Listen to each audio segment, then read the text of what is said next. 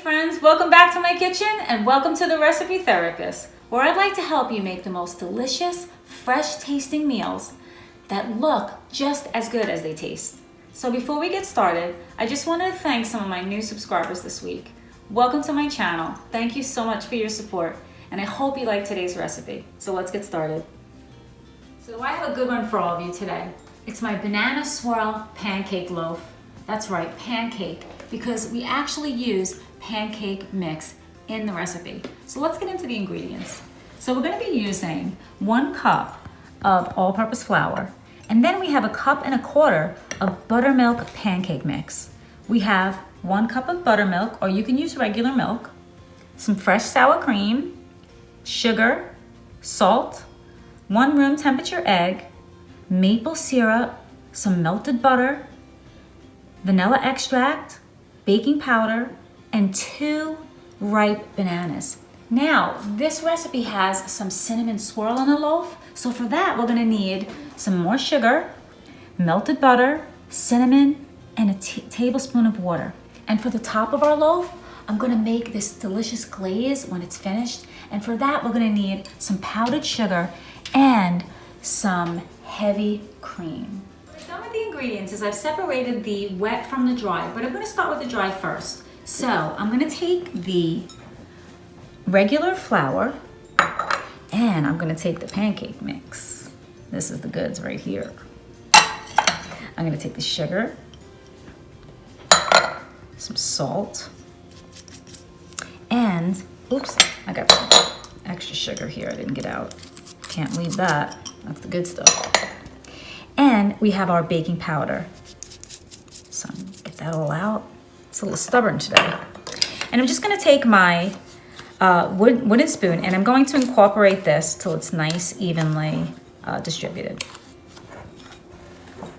Okay, so the dry ingredients is nice and well and combined. So now I'm gonna start off with the wet ingredients. So what I've done is I've taken the 2 bananas and I just mashed them with a masher. If you don't have a masher, you can use a fork. So I'm gonna add the buttermilk, okay, nice and creamy, and our sour cream as well. Look at this, maple syrup, guys. Perfect for our pancake loaf, going right in. Look at that, perfect. Our 1 beaten egg, okay, and the delicious vanilla extract. Okay, so now this, I'm going to have to whisk with my handy whisker here. And I'm just gonna combine these ingredients, and then when this gets incorporated, I'm going to come back and we're gonna add the dry to the wet.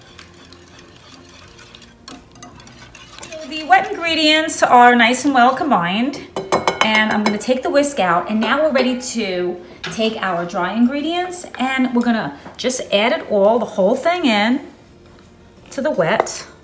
And I'm gonna take my wooden spoon, I'm not gonna use my whisk, and I'm going to fold the dry into the wet. The reason why we do this is because we don't wanna over mix this. It makes a very tough loaf, pancake loaf. So we're going to just fold it in like this, and you're gonna see it's gonna come together really, really nicely. Just fold it in just like that.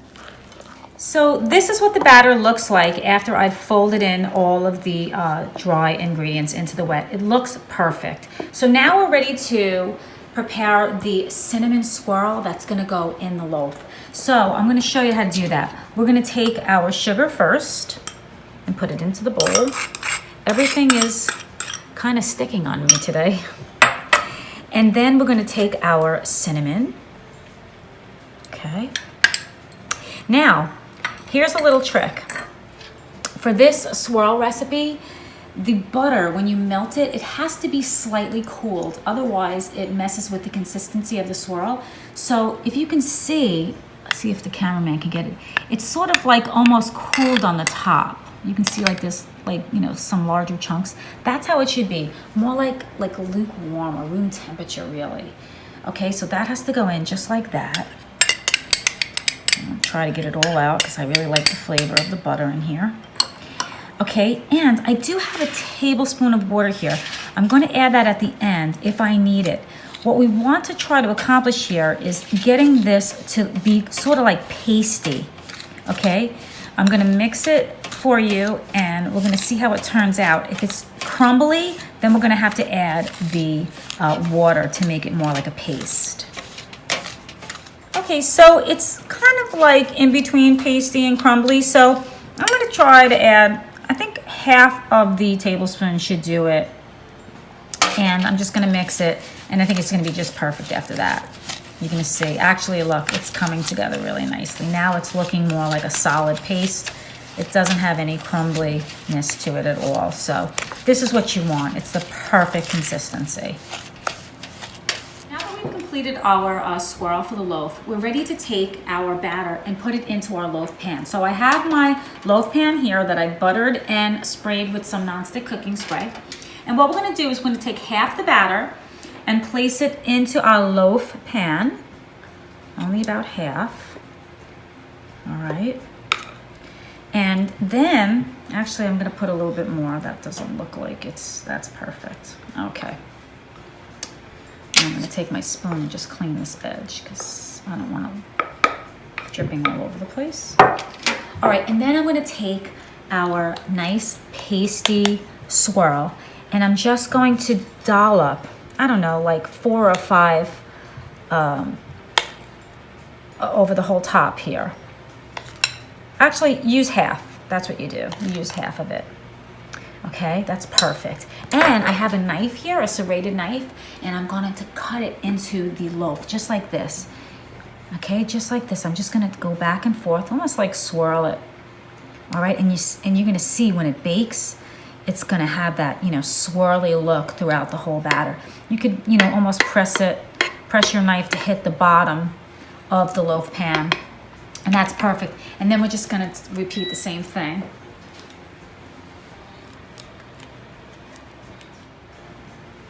And I'm going to take the rest of my cinnamon, swirl, and I've preheated my oven to 350 degrees.